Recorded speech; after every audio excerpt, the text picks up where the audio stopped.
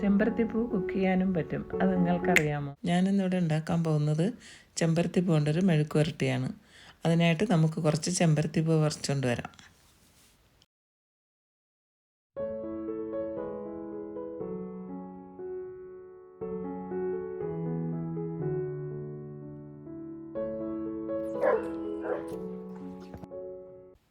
ചെമ്പരത്തിപ്പൂവിനോടൊപ്പം ചക്കക്കുരുവും കൂടെ ഇട്ടാണ് ഉണ്ടാക്കുന്നത്. അപ്പോൾ ഇവിടെ കുറച്ച് ചക്കക്കുരു ഇരിക്കുന്നതുകൊണ്ട് നോക്കുമ്പം ചെമ്പരത്തി പൂവും ഇഷ്ടംപോലെ നിൽക്കുന്നുണ്ട്. അപ്പോൾ അത് കുറച്ച് പറിച്ചുകൊണ്ട് വന്നിട്ട് ഒരു ചക്കക്കുരു ഞാൻ ചെമ്പരത്തിപ്പൂ മെഴുക്ക് പുരട്ടി ഉണ്ടാക്കാമെന്ന് വിചാരിച്ചു. ഇനി ഇതെങ്ങനെ വൃത്തിയാക്കണമെന്ന് പറഞ്ഞുതരാം. ചെമ്പരത്തിപ്പൂവിൻ്റെ ആ ഉള്ളിലുള്ള പൂമ്പൊടി വരുന്ന ഭാഗം കട്ട് ചെയ്ത് കളഞ്ഞ് ബാക്കിലെ ആ ഞെട്ടും പച്ച കളറിലുള്ള ആ ഞെട്ടും ഊരിക്കളയണം. പിന്നെ ഇതിൻ്റെ നാളെ വിരിയാനായിട്ട് നിൽക്കുന്ന ആ മൊട്ടും നമുക്കിതിനായിട്ട് യൂസ് ചെയ്യാം കേട്ടോ. അപ്പോൾ നമുക്ക് എല്ലാ ചെമ്പരത്തിപ്പൂവിൻ്റെയും ഞെട്ടും പൂമ്പൊടിയൊക്കെ കളഞ്ഞ് നന്നാക്കി എടുക്കാം. ചെമ്പരത്തിപ്പൂ കുക്ക് ചെയ്യണമെന്ന് പറയുമ്പോൾ ആരും അയ്യെന്നൊന്നും ആക്കരുത്. കാരണം എന്ന് വെച്ചാൽ ഇത് അത്രയ്ക്ക് ടേസ്റ്റിയാണ്. എൻ്റെ ചെറുപ്പകാലം മുതൽ ഞാനിത് കഴിക്കുന്നതുകൊണ്ട് എനിക്ക് അത്രയും നല്ല ടേസ്റ്റ് അറിയും. അപ്പോൾ അതുകൊണ്ട് നിങ്ങളെല്ലാവരും വെച്ച് നോക്കണം. പിന്നെ ഇതിനേക്കാളും ഈ ചെമ്പരത്തിപ്പൂവിനേക്കാളും നല്ലത് അടുക്ക് ചെമ്പരത്തിയാണ്. അത് കിട്ടുമെങ്കിൽ നിങ്ങളത് യൂസ് ചെയ്തോളൂ. ഇതിപ്പോൾ എനിക്ക് 2 അടുക്ക് ചെമ്പരത്തിയേ കിട്ടിയുള്ളൂ. ഇനി നമുക്കിതിലേക്ക് ചേർക്കാനുള്ള ഒരു ചക്കക്കുരു 4ആയിട്ട് കട്ട് ചെയ്തെടുക്കാം. ചെമ്പരത്തിപ്പൂവിന് പ്രത്യേകിച്ച് എണ്ണമൊന്നുമില്ല, കുറയാതിരുന്നാൽ മതി. എത്രത്തോളം കൂടുന്നോ അത്രത്തോളം ടേസ്റ്റ് കൂടെയുള്ളൂ. പിന്നെ ഇതിന് പകരം ചക്കക്കുരു ഇപ്പോൾ എല്ലാവർക്കും കിട്ടിയെന്നൊന്നും വരില്ല. അപ്പോഴും നിങ്ങളിതിന് പകരമായിട്ട് ഒരു സാധനം കൂടെ എടുക്കാൻ പറ്റുള്ളൂ. ചേമ്പ് നിങ്ങൾക്ക് യൂസ് ചെയ്യാം. ചേമ്പ് ഇതുപോലെ ചെറുതായിട്ട് അരിഞ്ഞ് അധികം വെന്ത് പോകാതെ ചെയ്താൽ മതി. പിന്നെ ഒരു കാര്യം മറന്നുപോയി, നേരത്തെ നന്നാക്കി വെച്ച ചെമ്പരത്തി ഇതളുകളാക്കിയിട്ട് വെക്കണം. മൊട്ടാണെങ്കിലും അതിങ്ങനെ ഇതളുകൾ തന്നെ ഇളക്കിയിടാൻ മറക്കരുത് കേട്ടോ.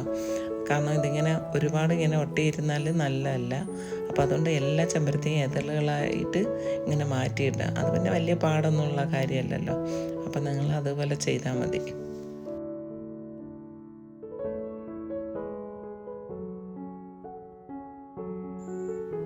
ഇനി ഇതിലേക്ക് വേണ്ടത് ചെറിയ ഉള്ളിയാണ്. അപ്പോൾ ചെറിയ ഉള്ളി കുറച്ച് കൂടുതൽ എടുക്കണം. കാരണം ഇതിൻ്റെ ചെറിയ ഉള്ളിക്ക് പകരം സവാള എടുത്താൽ വേണ്ടത്ര ടേസ്റ്റ് കിട്ടില്ല. അപ്പം ചെറിയ ഉള്ളി തന്നെ എടുക്കണം. ചെറിയ ഉള്ളി 2 പീസായിട്ടോ 3 പീസായിട്ടോ കട്ട് ചെയ്തെടുത്താൽ മതി. തീരെ ചെറുതാക്കണ്ട. കുറച്ച് അങ്ങനെ തന്നെ നമുക്ക് കടിക്കാൻ കിട്ടണം. അപ്പോൾ ചെറിയ ഉള്ളി വലുതാണെങ്കിൽ 2 പീസാക്കണം. പിന്നെ ഇതിലേക്ക് 2-3 പച്ചമുളക്. അത് നിങ്ങൾ എരിവിനനുസരിച്ച് കൂട്ടുകയോ കുറയ്ക്കുകയോ എന്താണെന്ന് വെച്ചാൽ ചെയ്യാം. ചക്കക്കുരുവും ചെമ്പരത്തിയും ചെറിയ ഉള്ളിയും പച്ചമുളകൊക്കെ നമ്മൾ റെഡിയാക്കി വെച്ചിട്ടുണ്ട്. ഇനി നമുക്ക് അടുപ്പിലേക്ക് വെക്കാം. ചട്ടി ചൂടായിട്ടുണ്ട്. നമുക്ക് ആദ്യം വെളിച്ചെണ്ണ ഒഴിക്കാം. എണ്ണ ചൂടായിട്ടുണ്ട്. ഇതിലേക്ക് നമുക്ക് 1 സ്പൂൺ കടുകിട്ട് വറുക്കാം. ഇനി നമുക്ക് അരിഞ്ഞു വെച്ച പച്ചമുളകും ചെറിയ ഉള്ളിയും ഇതിലേക്കിടാം. ഇതൊന്ന് ചെറുതായിട്ട് മൂത്ത് വരാൻ തുടങ്ങുമ്പോൾ തന്നെ നമുക്ക് ഇതിലേക്ക് ചക്കക്കുരു ഇടാം. പിന്നെ അതിൽ വെളിച്ചെണ്ണ വേണ്ടാത്തൊരു സൺഫ്ലവർ ഓയിലൊന്നും ഒഴിക്കരുത്.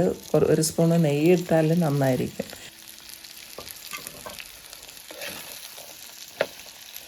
ഇനി നമുക്ക് വേകാൻ ആവശ്യമായിട്ടുള്ള വെള്ളം ഒഴിക്കാം. ഞാനിപ്പോൾ ഇവിടെ ഒഴിക്കാൻ പോകുന്നത് 1 കപ്പ് വെള്ളമാണ്. ഇതിൻ്റെ കൂട്ടെല്ലാം മുങ്ങി കിടക്കുന്ന രീതിയിൽ വെള്ളം ഒഴിക്കണം കേട്ടോ. ഇനി പാകത്തിന് ഉപ്പും ഇട്ട് നന്നായി ഇളക്കി അടച്ചു വെച്ച് വേവിക്കാം.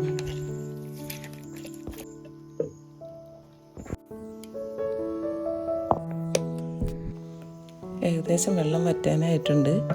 ഇനി നമുക്കിതിലേക്ക് കുറച്ച് കറിവേപ്പിലയും കൂടി ഇടാം. ഇനി ഒന്ന് അടച്ചു വെച്ച് കുറച്ചുകൂടി വേവിക്കാം. ഏകദേശം വെള്ളം വറ്റാനായിട്ടുണ്ട്. ഇതിലേക്ക് നമുക്ക് നന്നാക്കി വെച്ചിരിക്കുന്ന ചെമ്പരത്തി പൂ ഇടാം.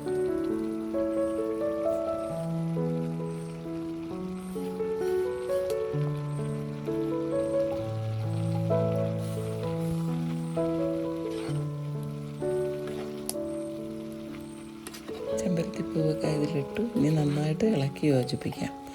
യോജിപ്പിച്ചതിന് ശേഷം ഇത് അടച്ചു വെച്ച് തീ കുറച്ചിട്ടിട്ട് ഒന്നുകൂടി വേവിക്കുന്നു.